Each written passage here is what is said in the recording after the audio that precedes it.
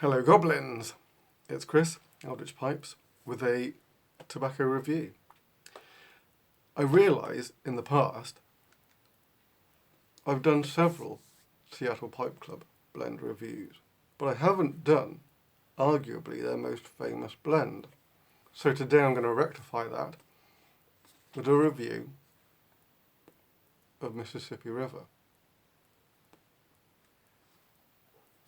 which I'm smoking right now in the old Acorn.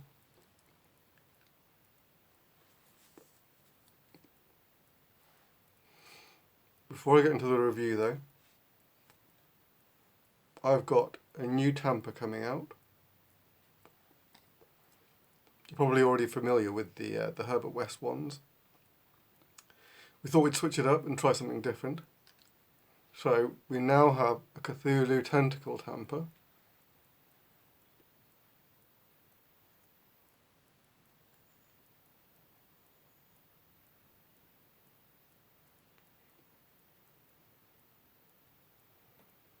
See that there? Maybe my hand being in the way wasn't so helpful. This is from an original sculpt by Damien Hayes. He's the miniature modeller I work with quite often. Does all my stands and stuff. And will feature an aluminium base. So those are going into, I will be taking pre-orders next week for those, fingers crossed. And wave 1 will be black tentacles. There'll be other developments in the future. I'll announce when those happen. But obviously there's a lot that we can do with these, and that muscular tentacle thing is just fantastic. And you just can't get more Eldritch than a tentacle. So I'm super stoked with those, and yeah, they'll be going online very soon. Keep your eyes out for those. So, Mississippi River. On the front, red Virginias, pressed with Orientals, Latakia, and Perique. And as usual, that means that that addition of Perique kind of makes the blend defy easy categorization.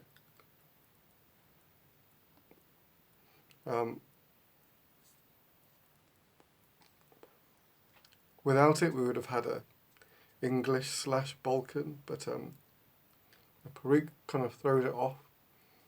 And also, there is there's that McClelland tartness that all these Seattle Pipe Club blends seem to have, that give it quite a different flavour profile as well. Now, they do come in these lovely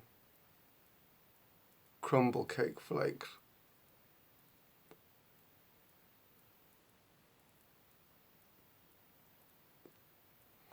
They, again, I don't know how they do them. They stay together really well, but when you want to break them up, they just come apart, no problem. Unlike, if you remember, a lot of McClellan blends were like these. Do they call them pebble cut, or maybe it's cube cut? But like they were just little tiny pieces, sort of, not ribbons or anything like that. Maybe they called them broken flake. No, but even then, that would be a kind of a ribbony affair, and McClellan blends quite often just little pieces. So whatever they do, it's a different process. But it's such an interesting blend. It's not an accident that this is their main blend, I think. I think it's their main blend. maybe I'm wrong about it. That's the way that I have taken it. It's the one that people talk about with the most enthusiasm, and for good reason.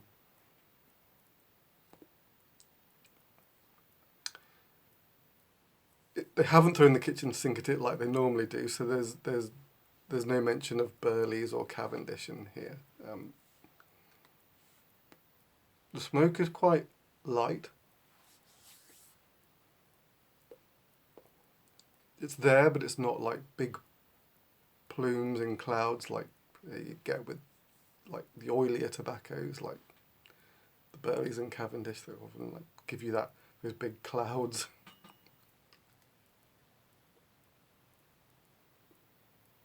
So it's slightly more ethereal smoke.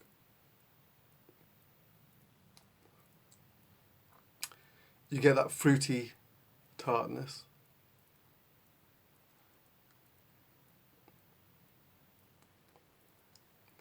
But it's on the sort of the retrohale that you get these lovely toasted elements, almost buttered toast. At the beginning, it's almost buttered toast with a dash of honey on. It's toasty and it's sweet.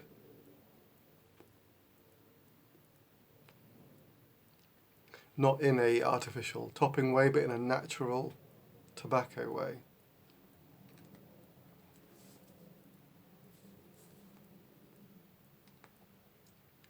The Latakia is slap bang in the middle of the flavours. It's not Latakia forward, but the Latakia isn't pushed into the background. It takes the middle ground, so you never lose it, but it never dominates.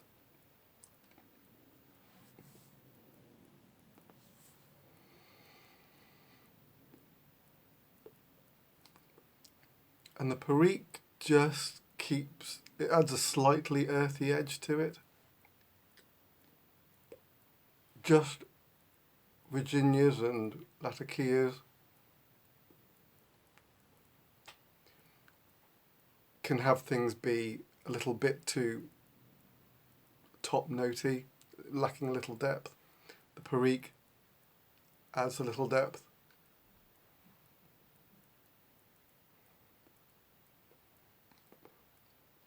And those tart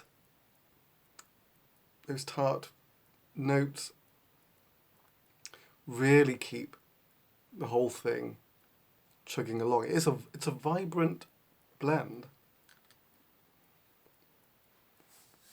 You can't accuse it of being dull, that's for sure.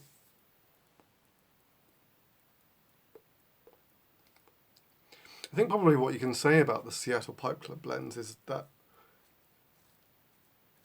love them or hate them, you can never say, oh, I didn't get much flavour from that. They're always packed full of flavour.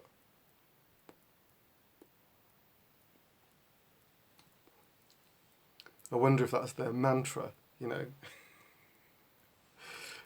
Not so focused on necessarily what the profile of the flavour is, as long as it packs a punch, and they definitely do.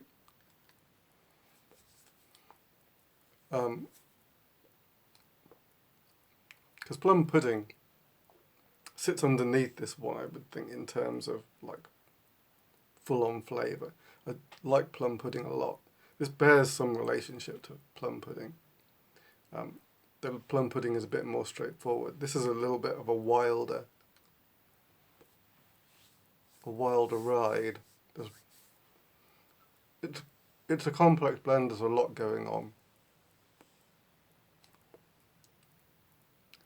Tart vinegar highs, toasty notes, smokiness, a little bit of depth from the Perique, little fruitiness. It is a great blend. Burns really well. That crumble cake format, which is one of my favourites anyway, means packing is no problem.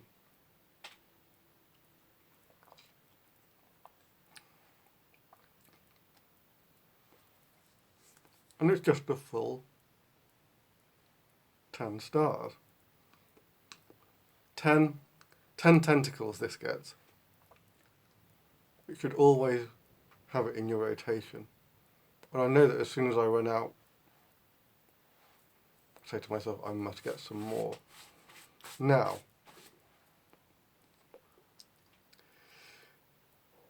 it does bear a lot of similarities with, do you remember L.J. Peretti's number 8 slice?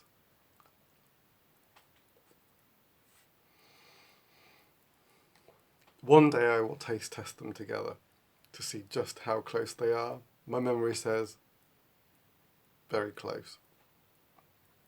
The Sutliff crumble cakes also play in the same area.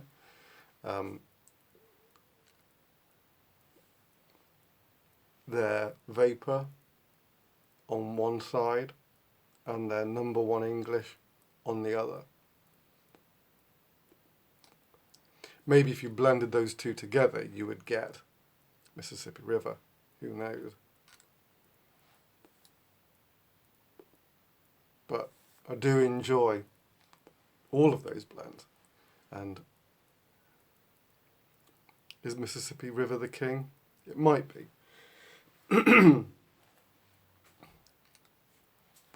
There you go. It's a winner. It's a total winner of a blend. If you've never had Mississippi River before, you need to try it.